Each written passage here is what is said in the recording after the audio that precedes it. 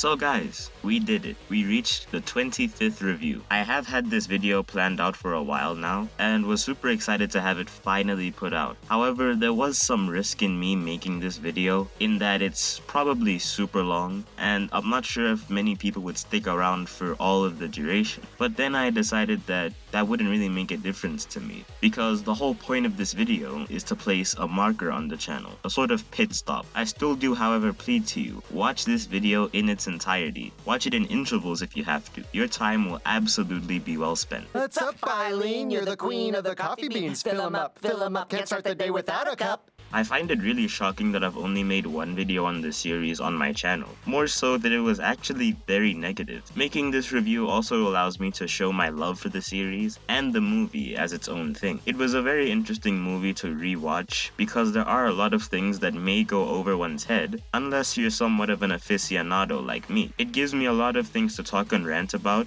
so grab a snack, sit back, relax, because this is going to take a while. The movie starts off in the future with this action sequence. We're greeted with a Star Wars-esque spaceship battle with lots of gunfire and aerial acrobatics. It's revealed that the future versions of our main cast are fighting to destroy this, the temporal crystal. What I love about the first 5 minutes or so is that this sequence really grabs your attention very quickly. I don't know about you, but for me, if I have to watch something that spans over an hour, it needs to do something that catches my eye pretty quickly, or else I run the risk of becoming disinterested. There's some really great choreography in the gunfights here, and we also get a reference to the Time-nado, a supernatural event that has appeared in the show before. Little things like that pop out throughout the movie. The futuristic vaporwave vibe mixed with the retro 80s style of regular show is also really cool, and has always worked well for regular show. The future versions of our beloved characters also share much of the same dynamic throughout the movie as they do in their present versions. However, a lot of emphasis is put on Rigby very early on. He seems to step up as the de facto leader of the group,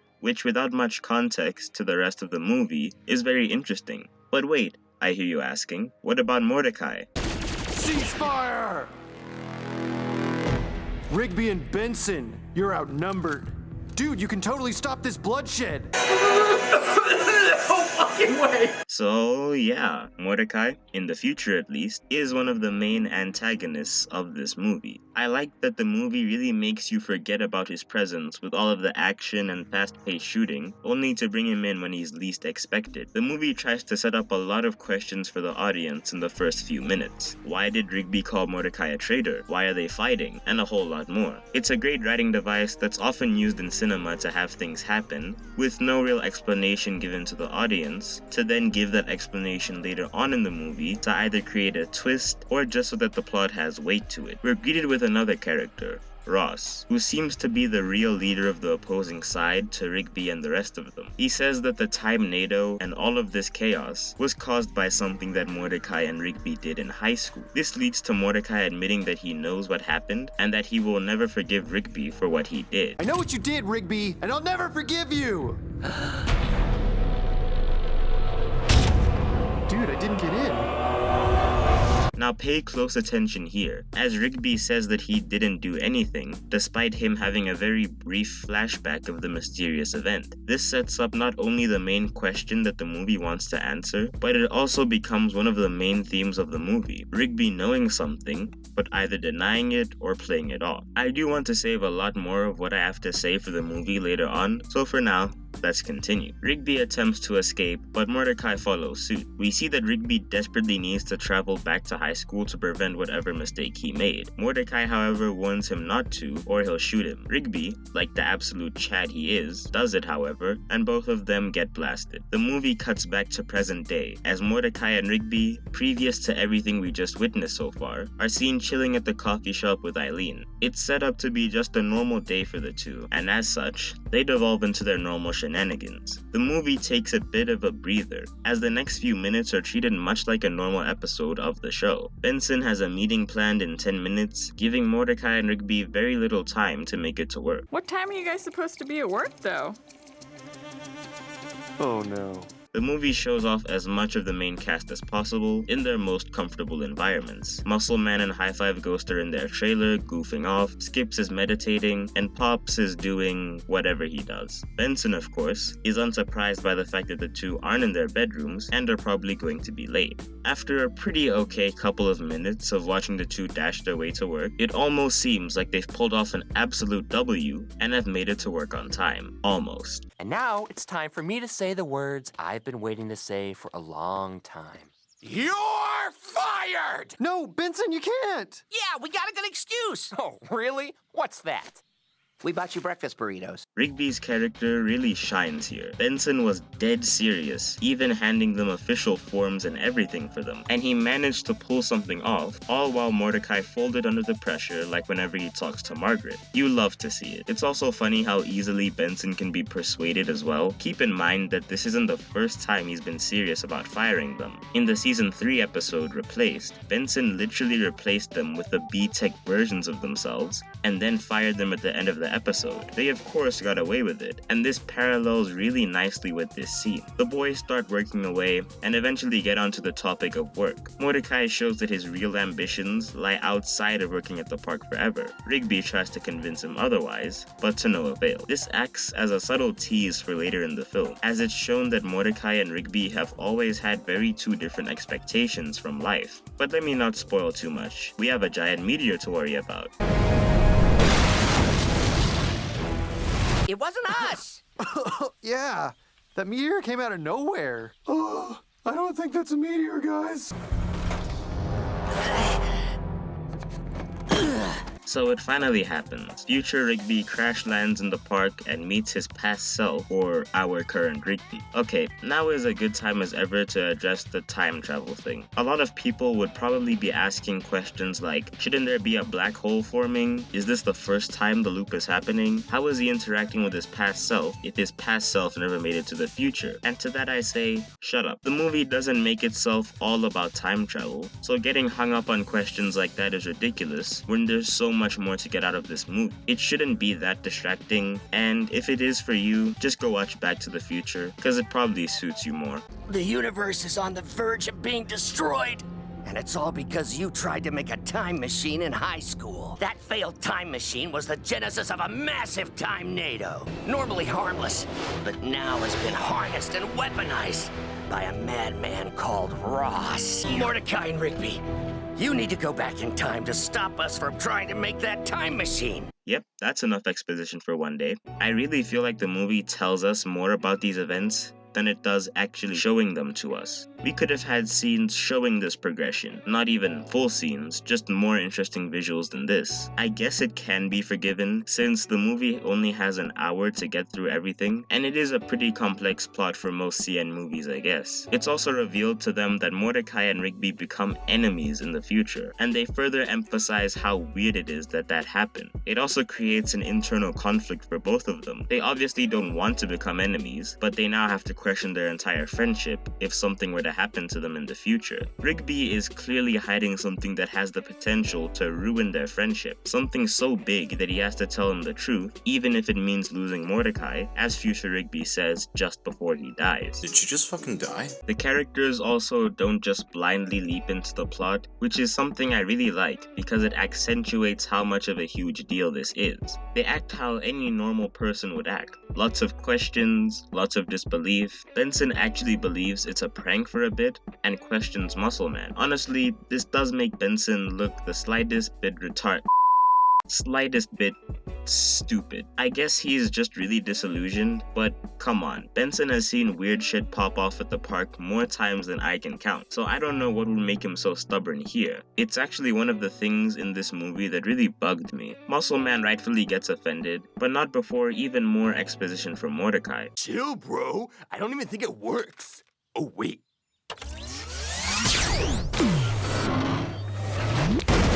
My car. I just paid it off. There is a healthy dose of humor in this movie, which is good to combat all the seriousness and epicness this movie has to offer. There are a lot of breaks from the plot so that we can catch a bit of a breather, which is great to aid in making the movie a regular show movie. The jokes are the biggest reason as to why the show is so well remembered to this day, so mitigating that would only hurt the movie. Subtle things like Benson being super nervous and Rigby's masterful flying skills are some of the better jokes this movie has to offer. The pacing of the first act was great, and coupled with everything else I talked about, this is easily my favorite part of the movie, though that isn't to say that it's all downhill from here.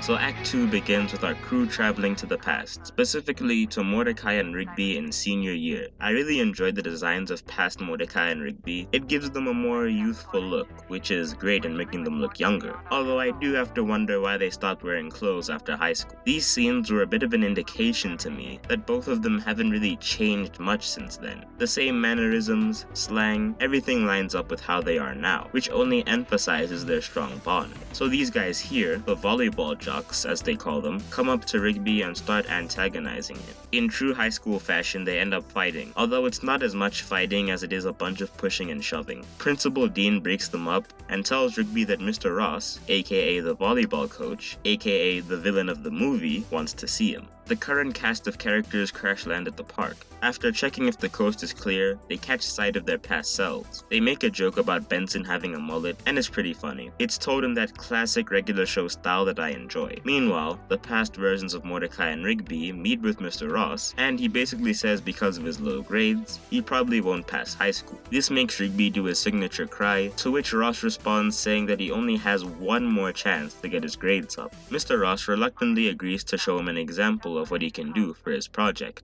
This is a project I'm working on. Cool. What is it? A time machine. Whoa. So what are you gonna do when you finish your time machine, Mr. Ross? Two things. Go back and win the volleyball state championship, duh. And then get revenge. This is another one of those moments I want you to remember for later, because when we get to Act 3, one of the major problems of the film comes into full effect. But for now, we return to Mordecai, Rigby, Pops, and Benson reaching the school. In order to get in without being noticed, Pops and Benson take some jackets from the volleyball jocks and walk through the school like some absolute sigmas. After trying to get into the science lab but failing, Rigby remembers that Mr. Ross gave them the key and they went to a pizza place for lunch. I'll admit, it is a bit weird that Rigby remembered that since it is such a tiny detail from a day almost 6 years ago, but hey, maybe his memory is just better than mine. The VBJs, or volleyball jocks, catch them however, and 2 out of the 4 of them escape. The other 2 get wrecked. No, don't set him up!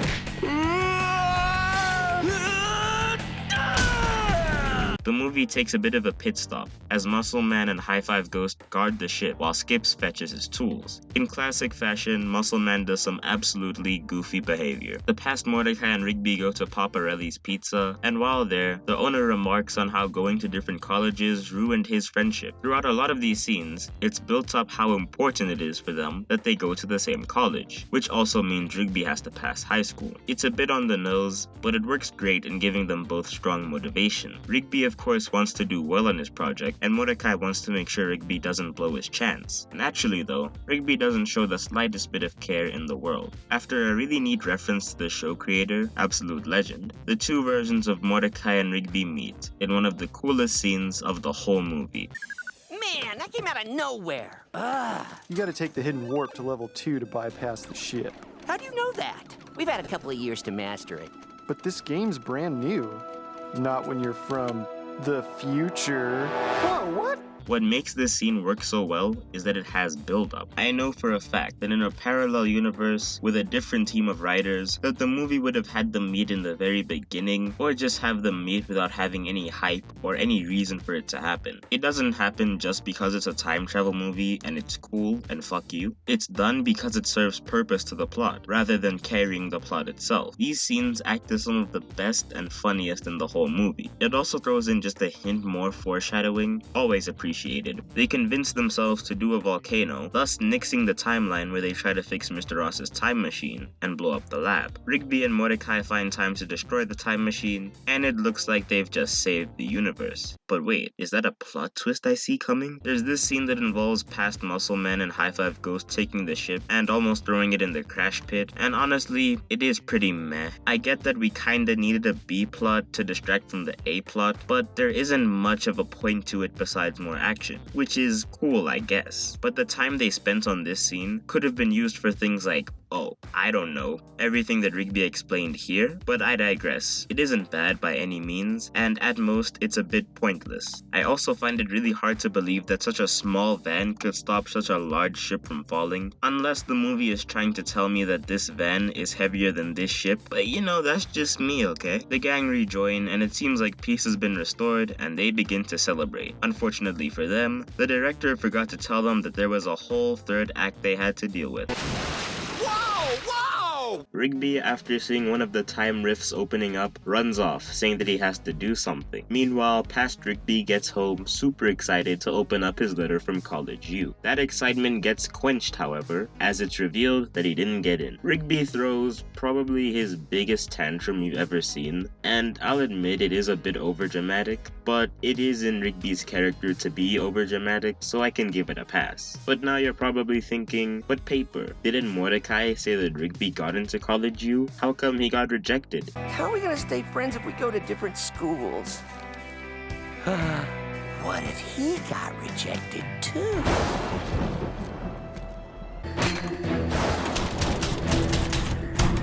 Sorry, Mordecai.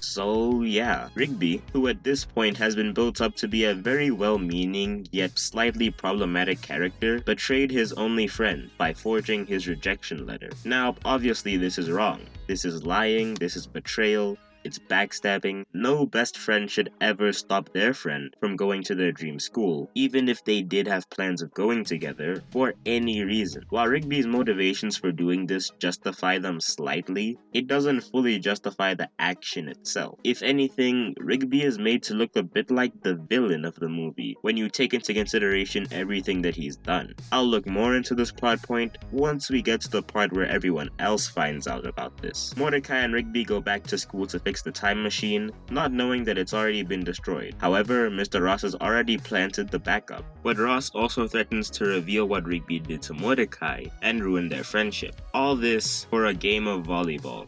Jerk move changing Mordecai's letter like that, but I guess you're kind of the king of jerk moves. Like the time you ruined my volleyball state championship. What? That was an accident. Now, while I do think that Ross is a cool villain and he does some cool villain shit, I really have a problem with his motivations, in that they are both unrealistic and aren't fleshed out enough. Ross is doing all of this because of a volleyball championship. That is the only reason he is utilizing the time NATO and ruining friendships in this movie. Now, this isn't to deny the fact that Rigby did something that cost his school great pride, but I just can't suspend my disbelief that this full-grown man wants to literally destroy the earth over a game of volleyball. More to that point, if they had at least shown us that there were massive stakes on the line, like money, or recognition, or a chance for Ross to get a better job, or anything of that nature, then I would say that it makes a lot more sense. But they don't. It's just kinda loses a volleyball match, bends the fabric of time. So ranting aside, the gang are about to leave as time starts to disappear again. Rigby tells them that there's a second time machine, but of course leaves out the fact where he's pretty much responsible for everything. I like how the movie builds up the climax over a long period of time. At this point, there's about 20 minutes left of the film, yet I'm on the edge of my seat.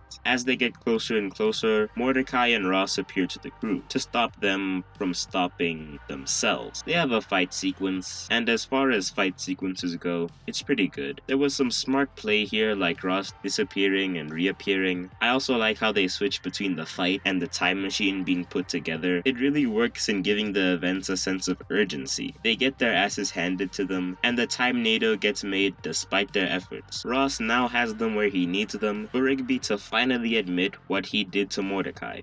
We regret to inform you that you have not been accepted into this fall's freshman class at College University. So you forged my rejection letter, is that it? Yeah, but Ugh! You don't get it, do you? it was just one lie. I was just trying to... It's always just one thing with you. This scene was handled with extreme care. Everything from facial expressions of different characters, to how Rigby's voice sounds almost defeated as he reads the letter, to the music, it all just comes together so well. I like how everything that Mordecai says about Rigby has truth to it, that if he didn't betray him, he wouldn't be stuck in a dead-end job. Rigby's actions were extremely selfish, and a lot of the things he's done throughout the show have been for himself without much thought of how it would affect anyone else. In a way, Rigby deserves a lot of what he's going through, because if the movie just let him off the hook without being reprimanded or learning anything, it would have hurt the story they were trying to portray. So future Mordecai in his final words basically says that shooting Rigby and ending their friendship won't be worth it, leaving him with the decision to hold his anger against Rigby or to let it go for the sake of their friendship. All the while Rigby flies the ship away in sadness, just wanting to be away from everything and everyone. In the process, he goes to a fuel station and gets knocked the fuck out. The rest of the crew decide that they should join the fight against Ross and the Time-Nado without Rigby, who at this point is getting a talking to from the one and only I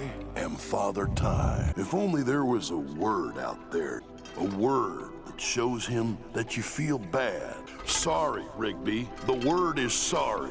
It is a bit annoying that Rigby, who at this point has just lost everything he cares about, doesn't have the simple idea of just apologizing, even going as far as to say that all he did was wallow in self-pity. It really rubs me the wrong way, and while granted it was probably meant to be a joke, it still doesn't really fit with what was currently going on in the story. Cut back to the space battle, and I must say it was pulled off pretty well. Star Wars could only wish. Really got to appreciate how time is portrayed as this bending, purple line. It's simple, but it makes the whole time concept much easier to visualize whenever they travel back and forth. Tecmo was also really cool, and I actually wish we got to see more of him in this movie. He just appears at the end, and he just doesn't even have any memorable lines. Still, he's an absolute unit. Rigby joins the fray and eventually gets to Mordecai. Before that, however, we get this really cool scene where Rigby looks through all of his past memories. It's another one of those moments where you get rewarded for being a fan of the show, because with some of these moments, I can tell you the exact episode where they came from. They get to the time crystal, where all they have to do is throw a bunch of weapons-grade plutonium at it, and the world is saved. Easier said than done. They have yet another fight scene. Honestly, I'm really tired of writing that in the script. There's some 500 IQ level plays from both sides, making it really fun to watch. And it packs in just enough emotion to make it powerful, but not overly dramatic or cheesy by any sense of the word. Mordecai, this is all my fault. I held you back and ruined your life, and I'm sorry.